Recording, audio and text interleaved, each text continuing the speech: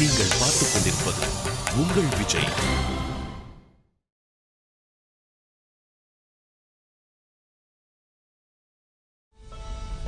இங்க பாரு, மத்தவங்க வீட்டுல என்ன நடக்குதுன்னு எட்டி பாக்குறது தானே உன்னோட வேலையே. அப்படி இருக்கும்போது நேரடியா கேள்வி கேட்க ஏன் உனக்கு தைரியம் வர மாட்டேங்குது? எனக்கு உன்ன மாதிரி சுத்தி வளைச்செல்லாம் பேச தெரியாது மீனாட்சி.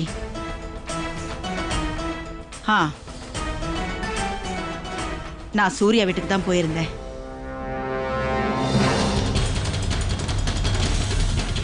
சந்தியாவோட பரீட்சை ரிசல்ட்டை கொடுத்துட்டு வரலான்னு தான் போயிருந்தேன். இன்னொரு விஷயம், இதுக்கு மேலேயும் உன்னோட எந்த கேள்விக்கும் பதில் சொல்ல வேண்டிய அவசியம் எனக்கு இல்ல. அதுக்கு இல்ல அத்தை, நீங்க கண்டிப்பா அங்க சந்தியாக்காவை பாத்திருப்பீங்கல்ல அத்தை? இல்ல அத்தை, நான் இப்ப என்ன கேட்க வரேன்னா அது அந்த பரீட்சை பேப்பரை கொடுக்குதுன்னு நீங்க போயிருந்தீங்க அத்தை. சொல்லுங்க, அது ரொம்ப முக்கியமானது இல்ல? அவங்க கைக்கு மட்டும் அது கிடைக்காம போச்சுன்னா அதுக்கப்புறம் நீங்க எல்லாம் வேணும்னே கொடுக்காம விட்டீங்கன்னு சொல்லுவாங்க. அதனால நீங்க அதை அவங்களோட கையில தானே கொடுத்துட்டு வந்தீங்க அத்தை. சொல்லுங்க. இங்க பாரு, நீ இவ்வளவு தூரம் கவலைப்பட வேண்டிய அவசியம் இல்லைன்னு நினைக்கிறேன். ஏன்னா சந்தியாவோட பரீட்சை ரிசல்ட் கவரை நான் அவ கையிலே கொடுத்துட்டு வந்திருக்கேன்.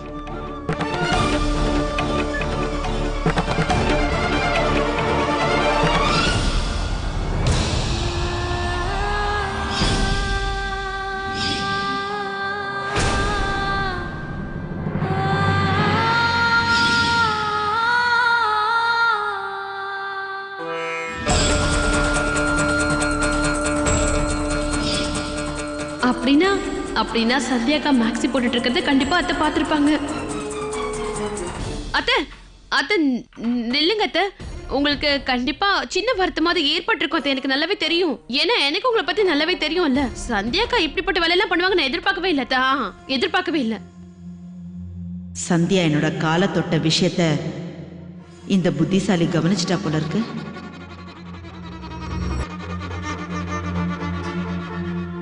ஏன் மீனாட்சி, இதுல தப்பா நினைக்க என்ன இருக்கு? தப்பு பண்றவங்களுக்கு மட்டும்தான் வருத்தம் ஏற்படும். இதுல வருத்தப்படுற அளவுக்கு எதுவுமே இல்லையே. என்ன இது? சந்தியாக்காவை மேக்ஸில பார்த்ததுக்கு அப்புறமா அத்தை வருத்தப்படலன்னு சொல்றாங்க. இது எப்படி சாத்தியமாச்சு? சரி விடுங்க அத்தை, உங்களுக்கு வருத்தமா எல்லாம் இல்ல. ஆனா கண்டிப்பா நீங்க கோவப்பட்டீங்களா இல்லன்னு மட்டும் சொல்லிட்டு போங்க அத்தை. நான் ஏன் இதுக்காக கோவப்பட போறேன்? அது அவளோட விருப்பம். அவ விருப்பப்பட்டு அதை பண்ணா. அதுல எனக்கு என்ன ஆட்சேபனை இருக்க போகுது?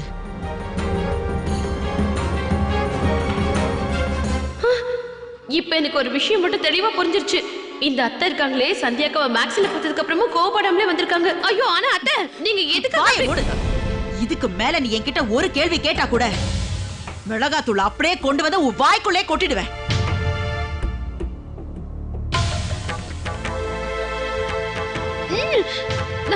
இப்ப என்ன அப்படி?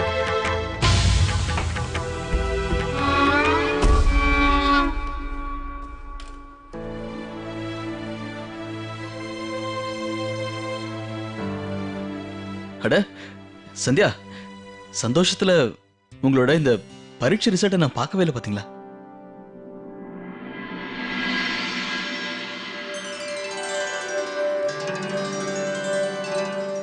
சந்தியா, உங்களுக்கு வாழ்த்துக்கள். நீங்க நீங்க கிராஜுவேட் ஆயிட்டீங்களே. பாத்தீங்களா, உங்களுக்கு 80% மார்க் போட்டிருக்காங்க சந்தியா. என்ன முன்ன விட கொஞ்சம் கம்மி இருந்தாலும் பரவாயில்ல. எந்த நிலைமையில நீங்க இந்த பரீட்சைக்காக படிச்சீங்க அதெல்லாம் வச்சு பார்த்தா இது பெரிய மார்க் தான். மேக்ஸில் உங்களுக்கு 91% கிடைச்சிருக்கு. பரவாயில்லையே சந்தியா, மார்க் இப்படி அள்ளிட்டு வந்துட்டீங்க. அப்புறம் ஹிந்தி தமிழ்னு எல்லாத்துலயும் மார்க் ஜாஸ்தி தான் கலக்குறீங்க. ஆனா இந்த வரலாறு பாடத்துல மட்டும் உங்க மார்க் குறைஞ்சிருக்கே சந்தியா. 80 தான் வந்திருக்கு. ஆனா பரவாயில்லையே, 80 வந்திருக்கே. என்னங்க இதுல பாத்தீங்களா சந்தியா, எனக்கு இப்பெல்லாம் ரொம்ப ஞாபகம் மறதி ஆயிடுச்சு. இன்னைக்கு அத்தை நம்ம வீட்டுக்கு வந்தப்போ அவங்க கிட்ட நான் டீ குடிக்கிறீங்களான்னு கூட கேட்கவே இல்லை. அத்தையை பார்த்ததும் நான் ரொம்ப சந்தோஷப்பட்டு அதுல இது எல்லாத்தையுமே நான் மறந்துட்டேன். ஐயோ சந்தியா, நீங்க பெரிய தப்பு பண்ணிட்டீங்கன்னு நினைக்கிறேன். எங்க அம்மா எவ்வளவு தூரம் வந்திருக்காங்க, குடிக்க தண்ணி கூட குடிக்கலையா நீங்க? அவங்க என்ன நினைச்சிட்டு போனாங்களோ என்னவோ போங்க. இது அவங்க மனசுல ஒரு பெரிய கோபமா மாறப்போகுது. அத்தை உண்மையிலே கோபப்பட்டிருப்பாங்களா? நீங்கள் கொஞ்சம் யோசிச்சு பாருங்க. அவங்க நம்ம வீட்டுக்கு பெரியவங்க. அவங்க நம்ம வீட்டு வாசல் வரைக்கும் வந்திருக்காங்க. அதாவது உங்க மாமியார் எங்க அம்மா தேடி வந்த மாமியாருக்கு மருமக தண்ணி கூட தரல. இது எவ்வளவு பெரிய குற்றம். பத்தா குறைக்க இந்த வீடு வேற. வீடு அலங்கோலம் மருந்து. இந்த பெட்ஷீட் இப்பதான் போட்டீங்க. பாத்திரம் வேற அங்க ஒரே அழுக்கா இருக்கு. துணி எல்லாம். ஐயோ சந்தியா, இதெல்லாம் எவ்வளவு பெரிய தப்பு தெரியும்ல? நீங்க சொல்றது உண்மைதாங்க. தெரியுதுல்ல? தெரியாம ரொம்ப பெரிய தப்பு பண்ணிட்டேன். இத பத்திலாம் நான் அப்ப யோசிக்கவே இல்லையே. யோசிக்கணும்.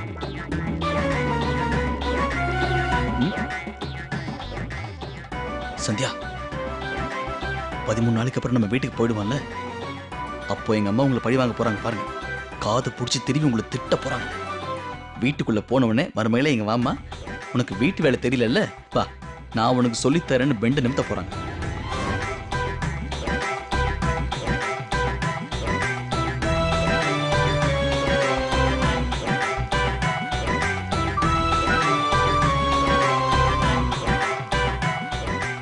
ஏனுங்க, நீங்க என்ன இப்ப கிண்டல் தானே பண்றீங்க? நானா? அடக்கடவுளே, நான் கிண்டலா? என்ன இது? நீங்க ரொம்ப மோசம். எதுக்கு இப்படி என்ன பயன்படுத்துறீங்க? அது வேற ஒண்ணும் இல்ல சந்தியா. நீங்க பயந்து போயிருந்தீங்கன்னா உங்க முகத்தை பார்க்க எனக்கு ரொம்ப பிடிக்கும். இத்தனை நாள் பயத்தோட தானே சுத்திட்டு இருந்தீங்க. இன்னைக்காவது மனசு விட்டு கொஞ்சம் சிரிங்க.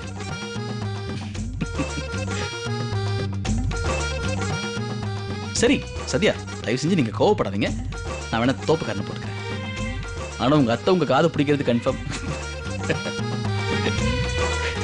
என்ன மன்னிச்சிருங்க சந்தியா. சரி, உங்களை மன்னிச்சிட்டேன்.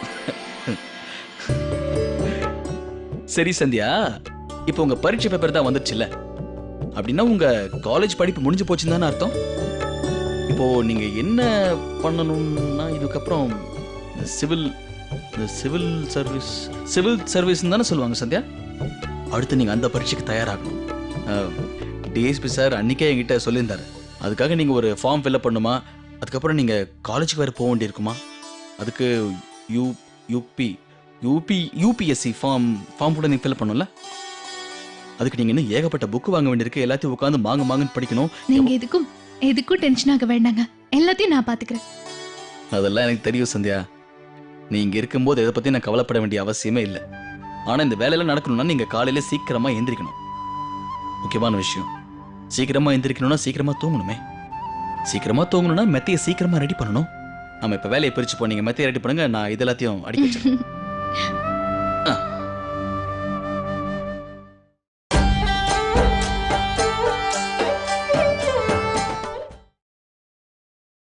நீங்கள் பார்த்துக் கொண்டிருப்பது உங்கள் விஜய்.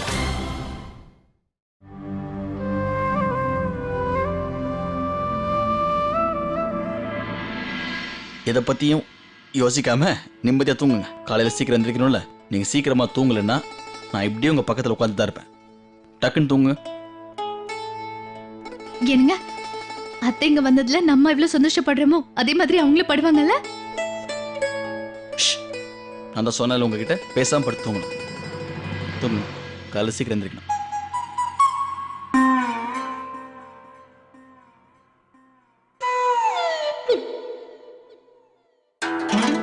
ஒரே ஒரு விஷயங்க, அத்தை இப்ப நம்மளை பத்தி தானே யோசிச்சுட்டு இருப்பாங்க.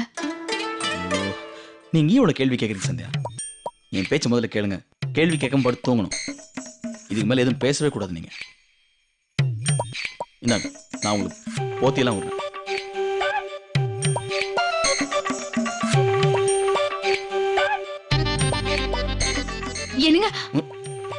என்னங்க, அத்தை நம்ம வீட்டுக்கு வந்தப்போ நான் புடவை முந்தனே தலையில போட்டுக்கிட்டல.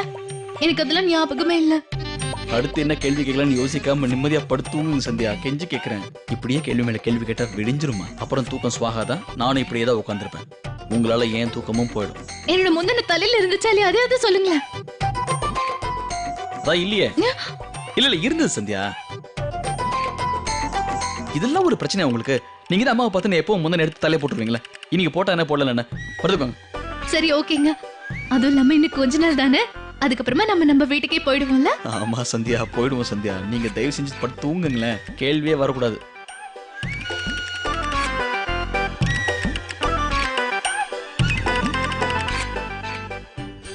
என்னங்க எனக்கு ஒரே ஒரு விஷயம் சொல்லுங்க. எனக்கு கொஞ்ச நாள்ல நம்ம வீட்டுக்கு போயிடுவோம்ல, அப்ப இந்த பாத்திரத்தெல்லாம் நம்ம சாஞ்சாடம்மா சாஞ்சாடு, தூக்கம் வரும் சாஞ்சாடு, தூக்கம் வரணும்னா சாஞ்சாடு, கேள்வி கேட்காம சாஞ்சாடு.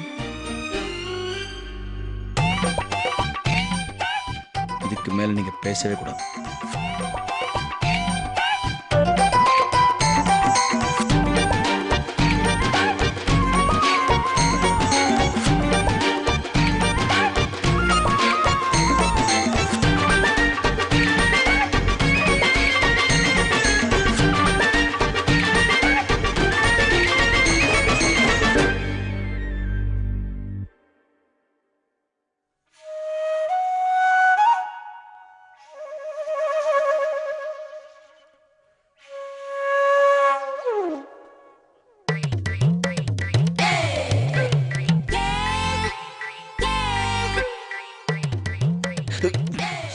சந்தியா, என்ன சந்தியா பண்றீங்க நீங்க?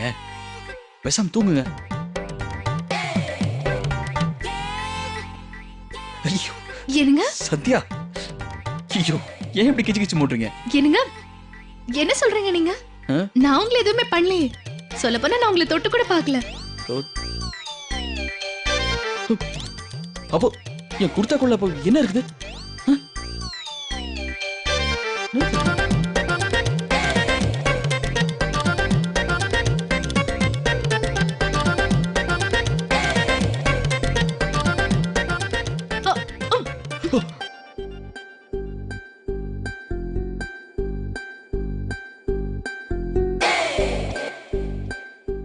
காக்ரோச் இதா இருந்தது. காக்ரோச்சா? நான் போய் இதை தூக்கி போட்டு வரேன். சீக்கிரம்.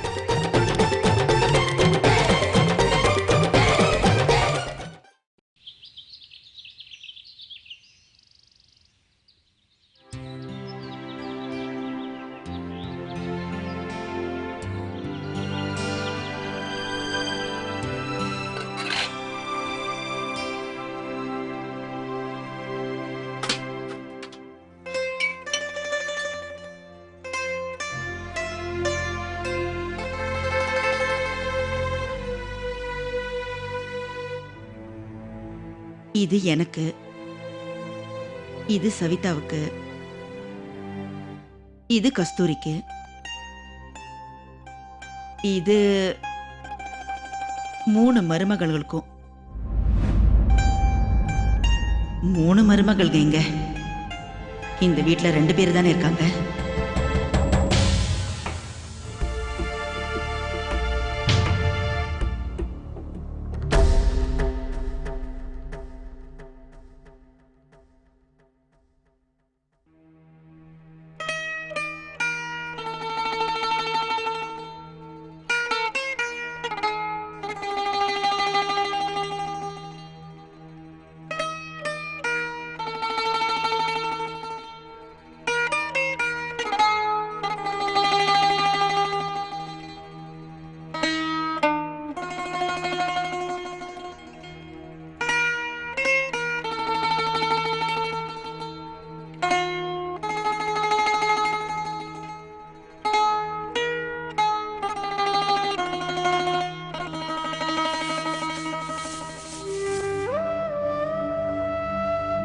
அத்தை இங்க கொடுங்க, நான் இந்த வேலையை பண்றேன். இல்ல வேண்டாம் பிரீத்தி, நீ போய் அந்த சுடு தண்ணி வர கீசர் இருக்குல்ல, அத போய் போடு. இன்னைக்கு எல்லாரும் சுடு தண்ணியில குளிக்கிறது தான் நல்லது.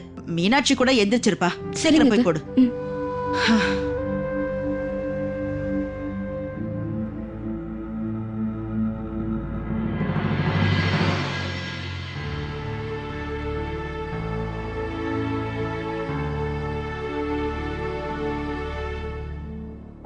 என்ன சவிதா, என்ன விஷயம்? இன்னைக்கு நான் கூப்பிடாமலே எந்திரிச்சு வந்திருக்க? இல்லனா தினமும் சவிதா சவிதான்னு நான் கத்தியே என் உயிர் போகும். அப்ப கூட நீ எந்திரிச்சு வரவே மாட்டியே. அத்தை நான் சவிதா கிடையாது அத்தை, உங்களோட செல்ல மருமக மீனாட்சி. என்னோட குரல் கூட உங்களுக்கு அடையாளம் தெரியலையா அத்தை? மீனாட்சியா?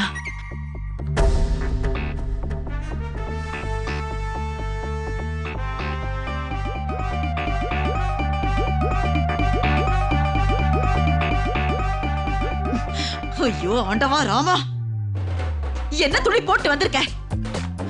ஏதோ பறவைங்க கூடு மாதிரி இருக்கு. கொஞ்சம் கூட வெக்கமே இல்லையா உனக்கு? இப்படி நடு வீட்டுல இந்த மாதிரி துணி போட்டு சுத்துறியே. 4 பேர் என்ன பார்த்து தானே சிரிப்பாங்க. எல்லார பத்தி பேசுற நீயே இப்படி ஒரு துணி போட்டு வந்திருக்க? எவ்வளவு தைரியடி உனக்கு? இந்த மாதிரி Dress போட்டு ஏன் முன்னாடி வந்து நிக்கிற? எனக்கு இப்ப வர கோவத்துக்கு இந்த பானையாலே உன் மண்டையை உடைச்சிருவேன். ஏன் நீங்க இவ்வளவு கோவப்பட்டு பேசுறீங்க? இந்த தைரியத்தை எனக்கு கொடுத்ததே நீங்க தானே அத்தை. நேத்து ராத்திரி நீங்க தானே என்கிட்ட வந்து சொன்னீங்க, மேக்ஸி போடுறதுல எல்லாம் எனக்கு எந்த விதமான வருத்தமும் இல்லைன்னு சொன்னீங்களே. சந்தியாக்கா வீட்ல இருந்து நீங்க வந்தப்போ அதான் அந்த எக்ஸாம் ரிசல்ட் பேப்பரை கொடுத்துட்டு வந்தீங்களே அத்தை. இன்னும் உங்களுக்கு ஞாபகம் வரலையா அத்தை? சொல்லுங்க. வாய மூடு. எதுக்கு நான் அந்த மாதிரி சொன்னேன்னு சொல்ற? நீயாவே இஷ்டத்துக்கு ஏதோ கதை சொல்லாத. கதையா? ஐயோ, நான் அதுக்கு கதை சொல்ல போறேன். நான் உண்மைதானே பேசிட்டு இருக்கேன். இப்ப கூட ஞாபகம் வரலையா உங்களுக்கு? நேத்து நைட் தானே நீங்க அவங்க வீட்டுக்கு போனீங்க. அதான் அந்த பரீட்சை பேப்பர் ரிசல்ட்டை கொடுக்க போயிருந்தீங்களா அத்தை? அப்போ அவங்க மேக்ஸி தானே போட்டிருந்தாங்க. அதுக்கப்புறம் நான் உங்ககிட்ட நேரடியாவே கேட்டேனே அத்தை. அதுக்கு நீங்க என்ன சொன்னீங்க என்கிட்ட? அது அவளோட விருப்பம், அதை பத்தி எனக்கு எந்த கவலையும் இல்லைன்னு சொன்னீங்கல்ல. இப்போ ஞாபகம் வந்துருச்சு அத்தை.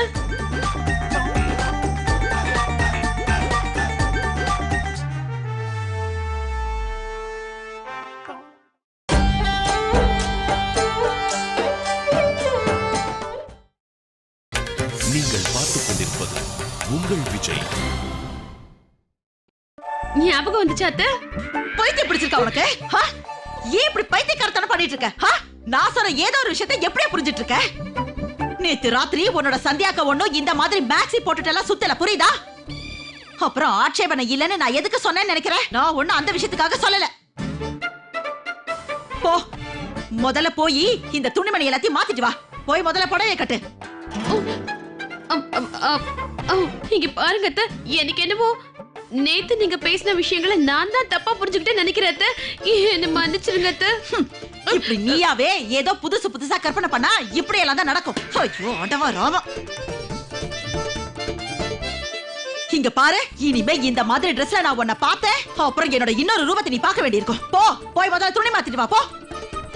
ஐயோ ஆண்டவா ராமா, எனக்கு கொஞ்சம் கூட நேரமே சரியில்லை. இந்த வீட்டுல ஒருத்தராவது சரியா இருக்காங்களா? எல்லாத்தையும் நானே பார்க்க வேண்டியிருக்கு.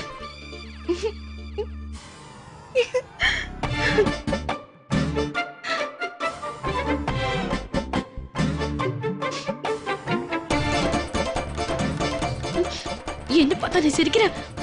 அதுவும் அத்தை முன்னாடி சிரிக்கிறல்ல? நான் உனக்கு அக்கா முறை வேணும். கண்டிப்பா இந்த பிரீத்தியை நான் சும்மா விடவே மாட்டேன். உன்னை நான் பழி வாங்கியே தீர்வேன். பாத்துக்கிட்டே இரு பிரீத்தி, நான் உன்னை நிச்சயமா சும்மா விட மாட்டேன்.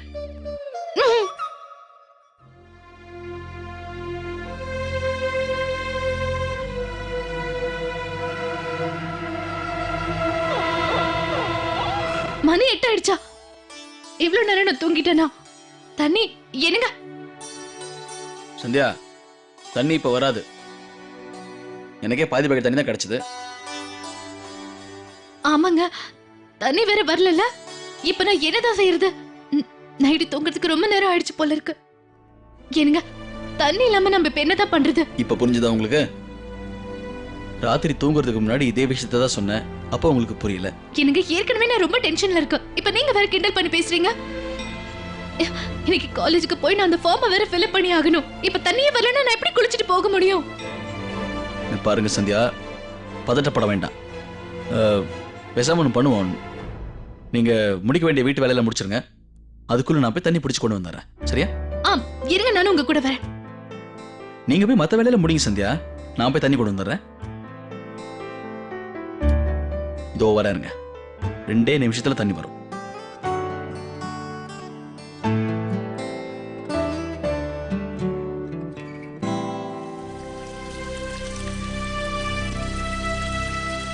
மருதானிய நானும் ஊற வச்சுட்டேன்.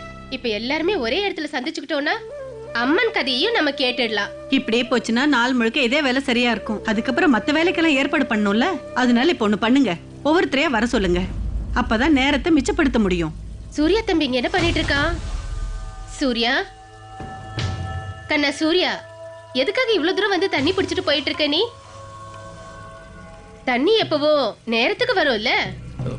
ஆமா பெரியமா, தண்ணி வந்துச்சு ஆனா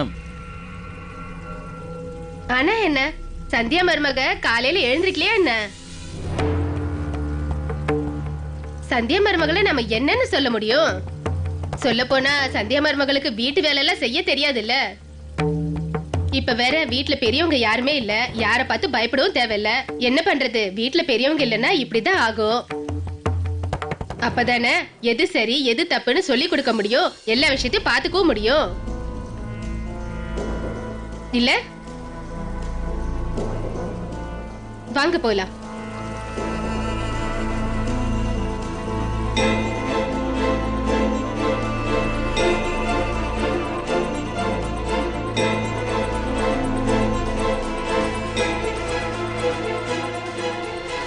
இன்னைக்கு விரதம் இருக்கணும். சந்தியா இன்னைக்கு விரதம் இருப்பாளோ இல்லையோ, தண்ணி பிடிச்சி வைக்கணுங்கிற முக்கியமான விஷயத்த கூட அவன் மறந்துட்டாளே. இன்னைக்கு பண்டிகைன்னு அவளுக்கு எப்படி ஞாபகம் இருக்கும்? ஆனா இப்படியே இருந்தா நல்லது இல்லையே. இந்த விரதம் இருக்கலன்னா அபசகுணம் ஆயிடுமே.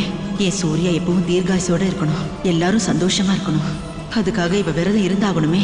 அவளுக்கு இதை எப்படியாவது ஞாபகப்படுத்தணும். ஆனா ஆனா எப்படி ஞாபகப்படுத்துறது?